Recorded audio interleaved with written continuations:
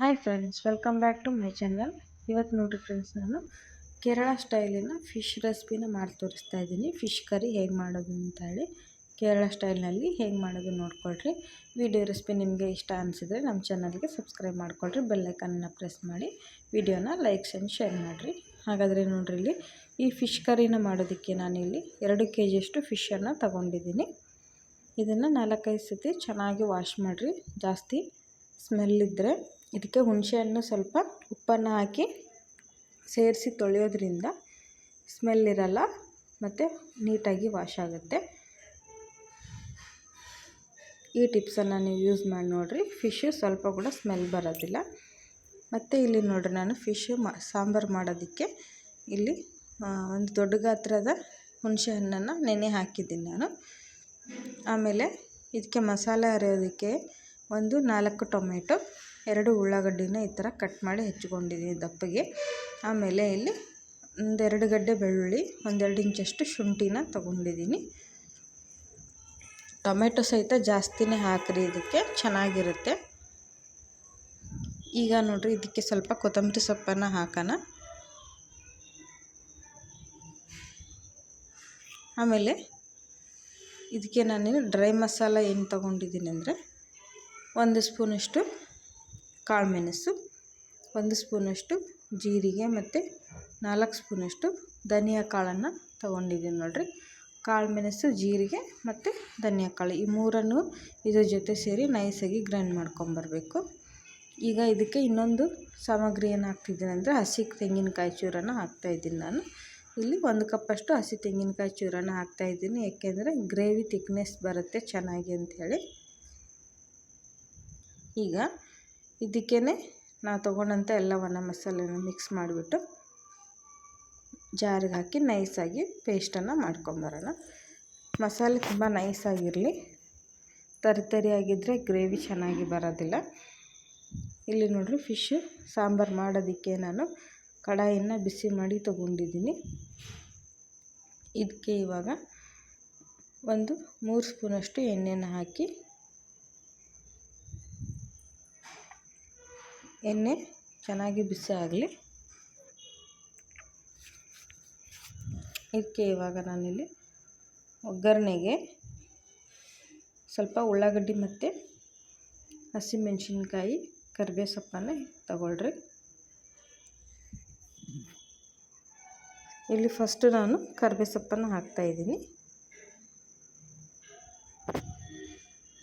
ಆಮೇಲೆ ನೋಡಿರಿ, ಒಗ್ಗರಣೆಗೆ 2 ಹಸಿಮೆಣಸಿನ್ಕಾಯಿ, 1 ಉಳ್ಳಾಗಡ್ಡಿನ ಈ ಥರ ಉದ್ದಗೆ ಕಟ್ ಮಾಡಿ ತಗೊಳ್ರಿ, ಒಗ್ಗರಣೆಗೆ ಚೆನ್ನಾಗಿರುತ್ತೆ.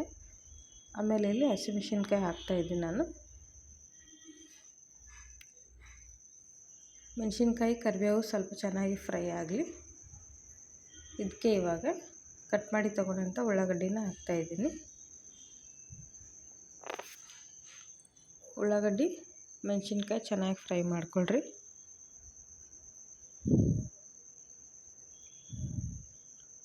ಆಮೇಲೆ ಇದಕ್ಕೆ ನಾವು ರುಬ್ಬಿಟ್ಕೊಂಡಂಥ ಮಸಾಲಾನ ಆ್ಯಡ್ ಮಾಡಿರಿ. ಇಲ್ಲಿ ನೋಡಿರಿ, ನಾನು ಗ್ರೈಂಡ್ ಮಾಡಿ ತೊಗೊಂಬಂದಂಥ ಮಸಾಲೆನ ಹಾಕಿ ಸ್ವಲ್ಪ ಹೊತ್ತು ಫ್ರೈ ಮಾಡ್ತಿದ್ದೀನಿ. ಇದಕ್ಕೆ ಇವಾಗ ನೋಡಿರಿ, ಹಸಿ ಸ್ಮೆಲ್ ಹೋಗೋವರೆಗೂ ಸ್ವಲ್ಪ ಹೊತ್ತು ಎಣ್ಣೆಯಲ್ಲಿ ಫ್ರೈ ಮಾಡಿರಿ. ನಾವು ಉಳ್ಳಾಗಡ್ಡಿ, ಟೊಮೆಟೊ ಎಲ್ಲ ಹಸಿದು ಹಾಕಿರ್ತೀವಿ, ಹಂಗಾಗಿ ಸ್ವಲ್ಪ ಸ್ಮೆಲ್ ಹೋಗೋವರೆಗೂ ಚೆನ್ನಾಗಿ ಇದನ್ನು ಮಸಾಲೆನ ಎಣ್ಣೆಯಲ್ಲಿ ಫ್ರೈ ಮಾಡ್ಕೊಳ್ರಿ. ಇವಾಗ ಇದಕ್ಕೆ 1-2 ಸ್ಪೂನಷ್ಟು ಖಾರದ ಪುಡಿನ ಹಾಕಿ, ನಿಮ್ಮ ಖಾರಕ್ಕೆ ಅನುಗುಣವಾಗಿ ಎಷ್ಟು ಬೇಕೋ ಅಷ್ಟು ಖಾರದ ಪುಡಿನ ಹಾಕಿರಿ. ಸ್ವಲ್ಪ ಸ್ಪೈಸಿಯಾಗಿದ್ದರೆ ಚೆನ್ನಾಗಿರುತ್ತೆ ಗ್ರೇವಿ. ಈಗ ಇದನ್ನು ಮಿಕ್ಸ್ ಮಾಡಿ ಖಾರನ. ಆಮೇಲೆ ಇದಕ್ಕೆ 1/2 ಸ್ಪೂನಷ್ಟು ಅರಿಶಿನ ಪುಡಿ ಹಾಕಿ, ಮತ್ತು 1-2 ನಿಮಿಷ ಇದನ್ನು ಚೆನ್ನಾಗಿ ಎಣ್ಣೆಯಲ್ಲೇ ಫ್ರೈ ಮಾಡಿಕೊಳ್ರಿ. ಮಸಾಲೆ ಹೇಗೆ ಫ್ರೈ ಮಾಡ್ತೀರೋ ಅದ್ರ ಮೇಲೆ ಗ್ರೇವಿ ಚೆನ್ನಾಗಿ ಬರುತ್ತೆ. ಹಸಿ ಬಿಸಿಯಾಗಿ ಮಾಡೋಕ್ಕೆ ಹೋಗ್ಬೇಡ್ರಿ, ಸ್ವಲ್ಪ ಚೆನ್ನಾಗಿ 1-2-3 ನಿಮಿಷ ಇದನ್ನು ಹಸಿ ಸ್ಮೆಲ್ ಹೋಗೋವರೆಗೂ ಫ್ರೈ ಮಾಡ್ಕೊಳ್ರಿ. ನೋಡಿರಿ, ಹೀಗೆ ಫ್ರೈ ಮಾಡ್ಕೊಂಡ್ಮೇಲೆ ಇದಕ್ಕೆ 1/2 ಸ್ಪೂನಷ್ಟು ಗರಂ ಮಸಾಲೆನ ಹಾಕ್ತಾಯಿದ್ದೀನಿ ನಾನು.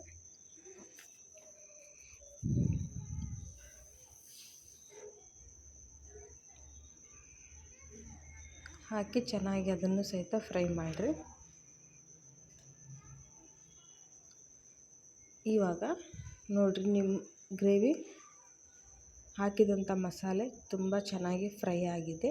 ಫ್ರೈ ಆದಮೇಲೆ ಈ ಥರ ಮೇಲ್ಗಡೆ ಎಣ್ಣೆ ಬಿಟ್ಕೊಳ್ಳುತ್ತೆ, ಆವಾಗ ಮಸಾಲ ಚೆನ್ನಾಗಿ ಬಂದಿದೆ ಅಂಥೇಳಿ ಅರ್ಥ. ಇದಕ್ಕೆ ನಾನು ಇವಾಗ ಹುಣಸೆಹಣ್ಣಿನ ರಸನ ಹಾಕ್ತಾಯಿದ್ದೀನಿ.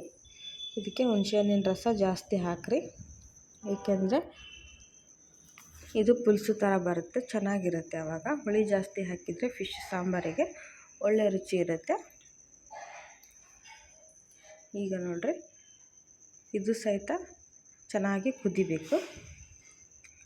ಅದಕ್ಕೆ ನೋಡಿರಿ, ನೀವು ಸಾರಿಗೆ ಎಷ್ಟು ಕನ್ಸಿಸ್ಟೆನ್ಸಿ ಬೇಕೋ ಅಷ್ಟು ನೀರನ್ನು ಹಾಕಿ ಚೆನ್ನಾಗಿ ಇದನ್ನು ಬಾಯ್ಲ್ ಆಗೋಕ್ಕೆ ಬಿಡಿ. ನಾವು ಫಿಶ್ ಹಾಕೋದಕ್ಕಿಂತ ಮುಂಚೆನೇ ಚೆನ್ನಾಗಿ ಕುದಿಸ್ಕೋಬೇಕು ಗ್ರೇವಿನ, ಯಾಕಂದರೆ ಫಿಶ್ ಹಾಕಿದ ಮೇಲೆ ಜಾಸ್ತಿ ಹೊತ್ತು ಕುದಿಸೋಕ್ಕಾಗೋದಿಲ್ಲ. ಇಲ್ಲಿ ನೋಡಿರಿ, ಚೆನ್ನಾಗಿ ಕುದೀತಾ ಇದೆ ಮಸಾಲೆ, ಎಷ್ಟು ಚೆನ್ನಾಗಿ ಬಂದಿದೆ ಅಂತ ನೋಡ್ತಿರ್ಬೋದು. ಅಷ್ಟೇ ಸೂಪರ್ ಟೇಸ್ಟಿಯಾಗಿರುತ್ತೆ. ಇದಕ್ಕೆ ಗ್ರೇವಿಗೆ ಎಷ್ಟು ಬೇಕೋ ಅಷ್ಟು ನೀರನ್ನು ಹಾಕಿ ಚೆನ್ನಾಗಿ ಒಂದ್ಸರಿ ಮಿಕ್ಸ್ ಮಾಡಿರಿ. ಇದಕ್ಕೆ ಇವಾಗ ನೋಡಿರಿ, ಕುದಿಯೋಕ್ಕೆ ಬಿಟ್ಬಿಡಿ. ಮತ್ತೆ ಚೆನ್ನಾಗಿ ಒಂದು 5 ನಿಮಿಷ ಕುದೀಲಿ ಗ್ರೇವಿ, ಆವಾಗ ಚೆನ್ನಾಗಿ ಟೇಸ್ಟ್ ಬರುತ್ತೆ. ಈಗ ನೋಡಿರಿ, ಕುದೀತಾ ಇದೆ. ಈಗ ಇದಕ್ಕೆ ನಾನು ಫಿಶ್ ಮಸಾಲೆನ ಹಾಕೋಣ. ಸ್ವಲ್ಪ ರುಚಿಗೆ ತಕ್ಕಷ್ಟು ಉಪ್ಪು ಹಾಕಿ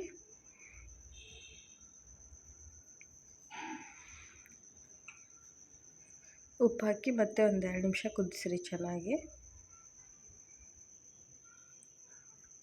ಈಗ ಚೆನ್ನಾಗಿ ಕುದೀತಾ ಇದೆ. ನಾವು ವಾಶ್ ಮಾಡಿ ತೊಗೊಂಬಂದಂಥ ಫಿಶಸ್ನ ಇದಕ್ಕೆ ಹಾಕೋಣ. ನೀವು ಒಂದೊಂದಾಗಿ ಬಿಡ್ತಾ ಹೋಗ್ರಿ. ಹೀಗೆ ಜೋರಾಗಿ ಕುದೀತಾ ಇರಲಿ. ಆವಾಗ ಎಲ್ಲ ಹಾಕಿದ ಮೇಲೆ ಲೋ ಫ್ಲೇಮ್ ಮಾಡಿಬಿಡಿ. ಜಾಸ್ತಿ ಹೊತ್ತು ಕುದಿಸಿದ್ರೆ ಮೀನು ಒಡೆದು ಹೋಗಿಬಿಡುತ್ತೆ. ಆಮೇಲೆ ನಿಮಗೆ ಇದು ಇನ್ನೊಂದು ಟಿಪ್ಸ್ ಏನಂದರೆ, ಇದನ್ನು ಹಾಕಿದ ತಕ್ಷಣವೇ ನೀವು ತಿರುಗಿಸಿ ಕುದಿಸೋಕ್ಕೆ ಹೋಗಬಾರ್ದು. ಫುಲ್ ಬಾಯ್ಲ್ ಮಾಡಿ ತಗೊಂಡಂಥ ಗ್ರೇವಿಗೆ ಫಿಶ್ ಪೀಸಸ್ನ ಹಾಕಿ ಬಿಟ್ಬಿಡಿ. ಒಂದು 5 ನಿಮಿಷ ಕುದಿಸಿದ್ರೆ ಸಾಕು, ಫಿಶ್ಶು ಬೆಂದುಬಿಡುತ್ತೆ. ಬೇಯೋಕ್ಕೆ ಜಾಸ್ತಿ ಟೈಮ್ ತಗೊಳ್ಳೋದಿಲ್ಲ ಫಿಶ್ಶು. ಹಾಗಾಗಿ ಈ ಥರ ಹಾಕಿ ಎಲ್ಲ ಫಿಶ್ ಪೀಸಸ್ನು ಬಿಟ್ಬಿಡಿ. ಚೆನ್ನಾಗಿ ಅದು ಬಾಯ್ಲ್ ಆಗುತ್ತೆ.